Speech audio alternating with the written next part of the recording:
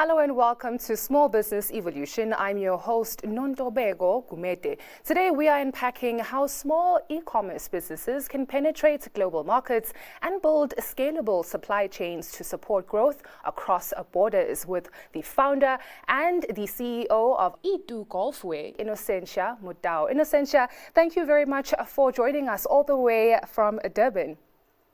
Thank you so much, and thanks for inviting me, and I'm happy to engage with your listeners as well.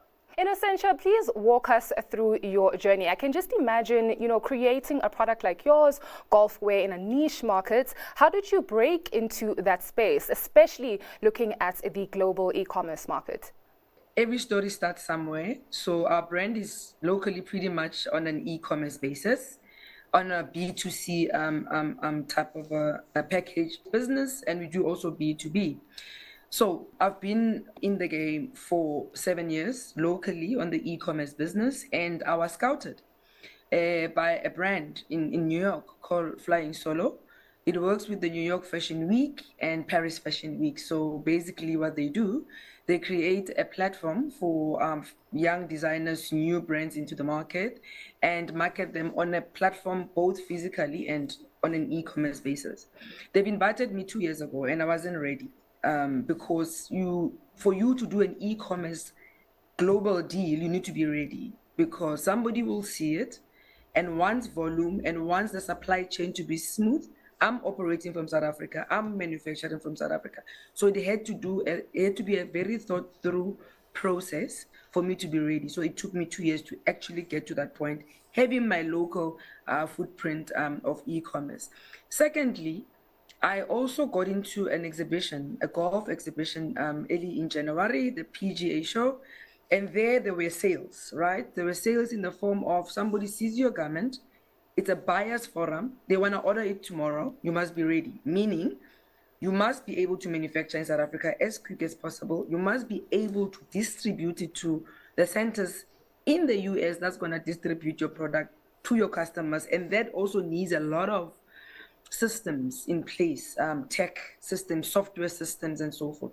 So it's just not an overnight thing. I was called to do the e-commerce sales in bigger markets, and I wanted to be global. We had that aspiration. It's part of our vision, and we went for it, but it took time. It takes research and understanding the markets that you want to also service. That is quite insightful there, Innocentia, especially when speaking about, SME readiness, making sure that you have prepared the ground and your foundation before looking out and elsewhere. So when we're looking at currency, how does that and market fluctuations, impact profitability and operations for businesses like yours?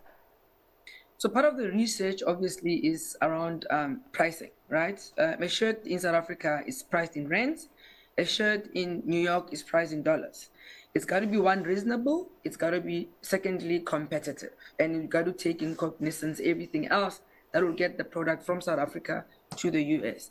Now on currency fluctuation, that's very important to always cushion and hedge your cost one and your selling price. You got to be adaptable as well. I mean, when I opened the New York stock, the market shifted a bit because of the change in the new leadership of the US. So that was also factored in terms of making my pricing work. However, I needed to be also at par and competitive with the local suppliers in the US who supply the same product as me. So important is to always hedge, always cushion yourself to any market shock. And also, I'm being advised by my bank because I'm going to be exporting some products, probably to consider opening a foreign bank account that will purely deal with your foreign currency. And it's a saving tool that local banks promote. So it's something I'm about to be considering, to start having a separate foreign currency bank account. Innocentia, how can local growing brands protect their intellectual property when entering international markets where intellectual property laws may be poorly enforced? So they're all different. I was protected by the time I decided to go abroad. So that's very key. So whatever you do it well locally, and it makes it easier abroad not to be abused in terms of your intellectual property. So I've left South Africa secured. And what I'll advise the small and medium businesses is that, secure yourself as soon as you set foot into the business. Secure yourself, especially when you want to know that if you know you want to go global, you have to secure yourself, get your IP, get your trademarks right, patent your product so that you can protect it. South African laws are pretty much, tight enough to protect our brands abroad. What advice would you give to local SMEs aiming to break into that global market, Innocentia, especially when we're looking at, the niche space of, golf wear? It's having that vision, living up to it, and that simply means do your research. Find something different that's not been offered in that market. Solve a problem that they never had. So with our case, we brought the African flavor into the market. We brought print. We brought, nothing assimilated to what's been done before. We brought excitement. We brought the bold African story. So brands must also have stories. So to you, SMEs out there keen to, target the international market, don't offer what they have. Bring a different story, bring a different flavor, research it thoroughly, see what your competitors are doing, better it, and be there, be consistent. Quality is key. Talk to your market, So with E2, we brought some bold prints. They are well received. I'm selling almost by the day, which is an exciting story. I went with a very small consignment of about 15 styles, 40 garments. So I need to scale from here, but I was testing the market as well, and it's received very well.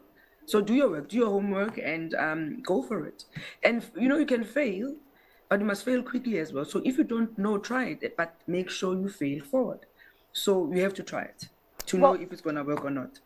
Well, thank you very much for sharing your story with us, Innocentia. Wishing you all the best. It's my pleasure. Yeah, happiness. Thank you so much. That was Innocentia Motau, founder of E2 Golf Wearing, sharing her lessons on expanding into global e-commerce markets and the external support needed to foster growth across borders.